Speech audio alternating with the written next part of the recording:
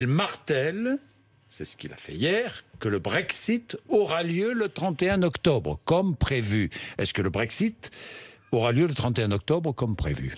Ce qui est certain, c'est qu'il nous faut un oui ou un non très vite, avant le 31 octobre. Oui, ça c'est évident. Il vous faut une réponse avant le 31 octobre. Rien que de le dire, Jean Bourdon, c'est pas évident. Oui. Parce que le Parlement britannique, on le voit aujourd'hui, est parti dans une procédure très compliquée où il devait voter samedi sur le nouvel accord qu'on a négocié dans les 10 derniers jours pour répondre à des questions que le Parlement britannique avait lui-même posées par rapport à l'accord d'avant.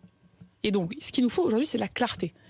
Pas parce qu'on a envie d'être dur, pas parce qu'on a décidé que c'était à nous de décider, mais si les entreprises, en France, en Europe, si les familles, si les pêcheurs, si les agriculteurs n'arrivent pas d'ici les 10-15 prochains jours à savoir ce que nous faisons, eh bien, je pense qu'on vit le pire du Brexit. Le pire du Brexit pour moi, c'est même pas le no deal.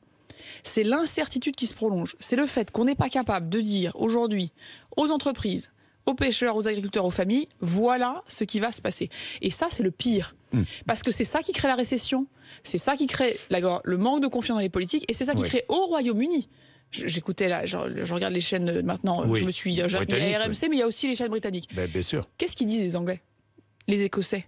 Ils disent on n'en peut plus, pas du débat, on n'en peut plus juste de pas savoir ce qui va nous arriver. Et donc l'incertitude, c'est le pire. Donc c'est pour ça que la France, et c'est pour ça que je vous dis ce matin très solennellement, ce que nous voulons avant le 31 octobre, c'est est-ce que l'accord qu'on a mis sur la table, après les 10 jours de négociation, le Parlement britannique en veut ou pas?